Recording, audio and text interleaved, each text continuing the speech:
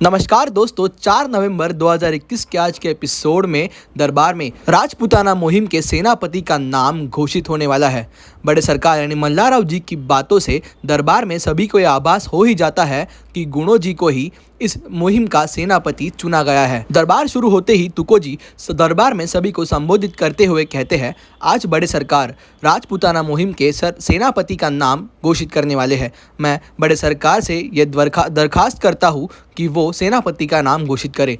और दोस्तों, उतने में ही एक सेवक दरबार में आ जाता है और बड़े सरकार यानी मल्लाराव जी से कहता है, पुणे से पेशवा साहब ने आपको एक संदेश देने के लिए अपना एक सेवक भेजा है। अगर आपकी अनुमति हो तो मैं उसे अंदर भेज देता हूँ। बड़े सरकार उसे अनुमति दे देते हैं और वो पेशवा साहब ने भेजा हुआ सेवक दरबार में आ जाता है और तुको जी के हाथ में एक खत देकर वहाँ से निकल जाता है। और इसके बाद तुको जी एक खत पढ़ने लगता है और खत पढ़ने के बाद तुको जी के चेहरे पर मुस्कुराहट आने लगती है और वो बड़े सरकार से कहता है, पेशवा साहब ने इस खत में ऐसा लिखा है कि पोर्तुगीजों पर विजय प्राप्त करने के बाद उनकी ये इच्छा है कि राजपूताना मुहिम का सेनापति खंडेराव को बनाया जाए। तुको जी की ये बात सुनते ही गुणो जी और उसके पिता के चेहरे का रंग ही उड़ जाता है और यहाँ खंडेराव जो कब से बेचैन है उसके चेहरे पर खुशी साफ दिखाई देती है। और उतने में ही खंडेराव का दोस्त परीक्षित युवराज की जय हो ऐसे नारे लगाने लगता है और उसके पीछे पीछे सारा दरबार यही नारे लगाने में व्यस्त हो जाता है।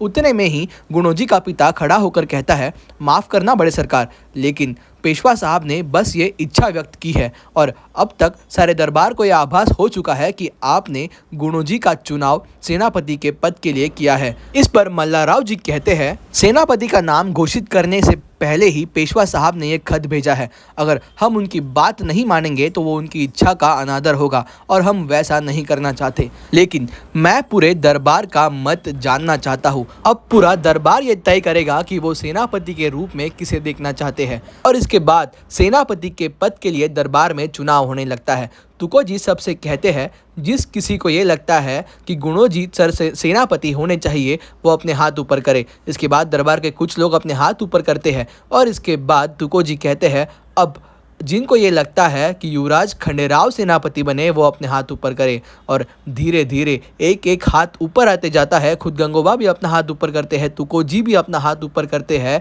और देखते ही देखते मानो सारा दरबार ही अपना हाथ ऊपर कर लेता है। इस पर तुको जी कहते हैं, बड़े सरकार सब कुछ आपके सामने है। और इसके बाद मल्लाराव जी कहते हैं, आज इस दरबार में बहुमत के साथ युवराज खंडेराव को सेनापति के पद के लिए चुना जाता है। और दोस्तों, इसके बाद दरबार में खुशी का माहौल हो जाता है और इसके बाद युवराज खंडेराव का दोस्त परीक्षित युवराज की जय हो ऐसे नारे लगाने लगता है और उसके पीछे पीछे सारा दरबार युवराज की जय हो ऐसे नारे लगाने लगता है। और इसके बाद खुद बड़े सरकार यानी मल्लाराव जी नीचे उतरकर खंडेराव के पास जाकर उसे बधाई देते हैं और उसके बाद दरबार के सारे लोग खंडेराव को बधाई देने लगते हैं। और दोस्तों, इसके बाद खंडेराव के कक्ष में बहुत ही खुश हुई गौतमा रानी साहिब खंडेराव की आरती उतारने लगती है और उसके बाद अहिल्या भी खंडेराव की आरती उतारती है। और दोस्तों, वहाँ खुद बड़े सरकार यानी मल्लाराव भी उपस्थित है। और इसके बाद मल्लाराव जी खंडेराव को आशीर्वाद देते हुए कहते हैं, पूरे दरबार ने तुम पर विश्वास दिखाया है, अब उनका विश्वास जीतना तुम्हारी जिम्मेदारी है। और इसके बाद खंडेराव भी पैर छूकर मल्लाराव जी का आशीर्वाद ले लेता है। शायद दोस्तों, ये सेनापति का चुनाव इन बाप बेटों के बीच की कड़वाहट कम कर सकता है। लेकिन दोस्तों, यहाँ गुणो जी बहुत ही गुस्से में है और उसके साथ उससे कहीं गुना ज़्यादा गुस्से में है द्वारका गुणो जी से कहते हैं, ऐसा होना नामुमकिन है, लेकिन अब हमारे पास 10 दिन है। 10 दिन बहुत होते हैं।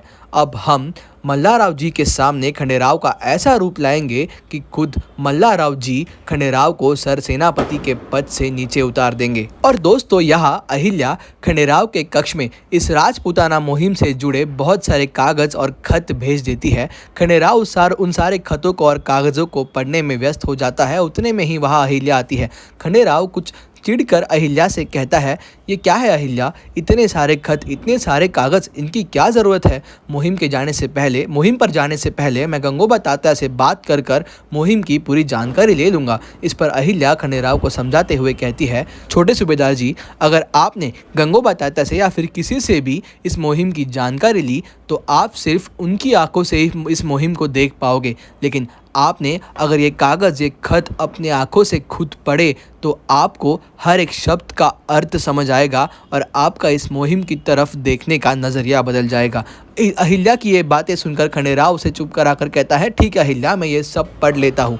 और दोस्तों, इस खुशी के मौके की वजह से अहिल्या खंडेराव की मनपसंद मिठाई खंडेराव के लिए लाती है। वो मिठाई खाने के बाद खंडेराव और अहिल्या में बातें होने लगती है और खंडेराव अहिल्या से कहता है, हर किसी को अपनी काबिलियत साबित करने का गुरुकुल से वापस आने के बाद पहली बार मैं इतना खुश हूँ, नहीं तो हर बार किसी ना किसी को मुझ में कोई ना कोई खामियां नज़र आती ही थी। और दोस्तों, यही आज का एपिसोड ख़त्म हो जाता है, लेकिन दोस्तों कल का एपिसोड बहुत ही रोमांचक है क्योंकि कल अहिल्या नारी क्रांति का पहला कदम उठाने वाली है। तो दोस्तों, आगे के अपडेट्स के लिए चैनल को सब्सक्राइब करना मत भूलिए और अगर वीडियो पसंद आया हो तो प्लीज़ लाइक कीजिए। धन्यवाद।